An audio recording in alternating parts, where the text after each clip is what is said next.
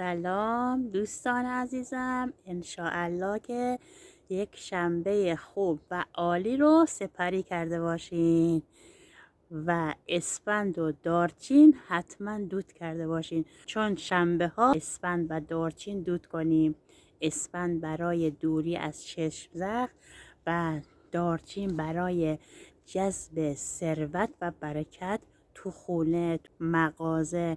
انشاءالله که همیشه خونتون پر از برکت و رزق روزی فراوون باشه. وقتی که کسی نمازشو تون میخونه، خدا به ملائکه میگه چرا این بنده من داره نماز و تون میخونه؟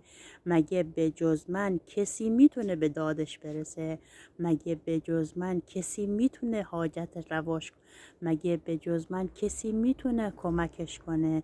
چرا بس تون تون داره با من حرف میزنه که زود تموم بشه؟ غیر از من کسی اونو حاجت روا میکنه؟ غیر از من کسی اونو به اهدافش میرسونه؟ هر کسی که نمازشو تون میخونه یعنی داره رزق، روزی، برکت و سلامتی خودشو از بین میبره.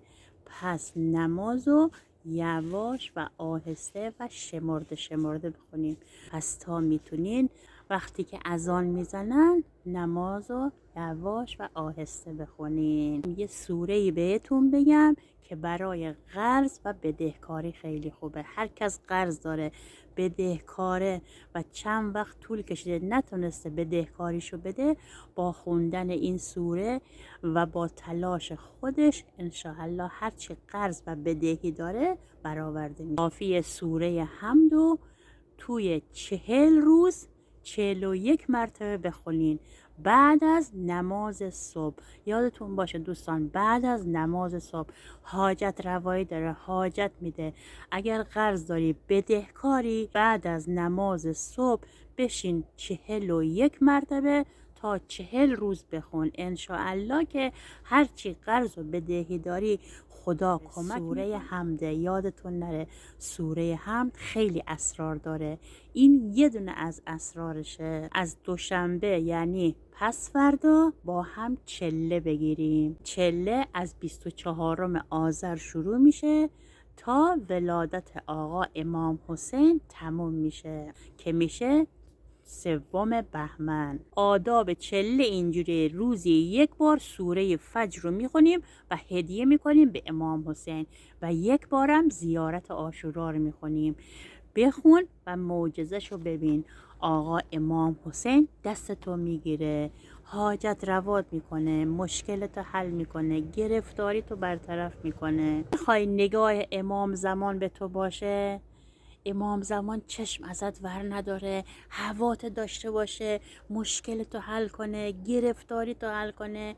بعد از اذان صبح کافیه 14 مرتبه سوره کوثر رو بخونی و هدیه کنی به مادر امام زمان نرجس خاتون و یک فاتحه هم بخونی براش. ببین چجوری حاجت روا میشی، حاجت دلتو میگیری. اگر بدونی اللهم اجعل ولیک الفرج چقدر آثار داره، اصلا هیچ وقت ترک نمی کردی، همیشه همه جا می خوندی. حتی شده روزی 1 بار، روزی 2 بار، روزی 10 بار اللهم اجعل ولیک الفرج. نظر تسبیح خانم ام البنین این دفعه با دفعه های دیگه فرق داره. 10 تا دونه تسبیح میخریم، رو هر کدوم 184 مرتبه صلوات میفرستیم، 9 تاشو میبریم تو مسجد پخش میکنیم، یکیشو گرا نگه میداریم. انشاءالله که حاجت گرفتی، حاجت روا شدی. اگه خواستی دوباره 10 تا میگیری پخش میکنی، اگرم نخواستی یکی رو پیش خودت نگه دار برای همیشه، چون حاجت داره، حاجت گرفتی ازت. که بچه دار نمیشن، باردار نمیشه، بچه دار نمیشه. چند سال ازدواج کردی این بچه دار نمیشی، هرچی دکتر رفتی، دوا کردی، هر کاری کردی، بچه دار نشدی. کافیه این دعا رو بخونی، این زیارت رو بخونی، زیارت جامعه، روزی 1 بار تا 40 روز بخونی. انشاءالله که دامنتون سبز میشه، باردار میشی، انشاءالله که پدر میشی، مادر میشی، با خوندن زیارت جامع روزی 1 بار تا 40 روز. یادتون نره. 2 ذکر طلایی برای رزق و روزی. هر روز که بیدار میشی ماشاء الله و لا حول ولا قوة الا بالله. 1 بارم حسبی الله نعم الوکیل. هر روز از خواب بیدار میشی بگو. 100 مرتبه هم استغفار بفرست، 1 مرتبه هم آیت الکرسی بخون. بعد ببین رزق و روزی چجوری برات از در و دیوار میباره. معجزه نمک. 1 کم نمک بردار بریز تو کاغذ یا توی مشما بذار تو جیبت برای دوری از چشم زخم و چشم نظر.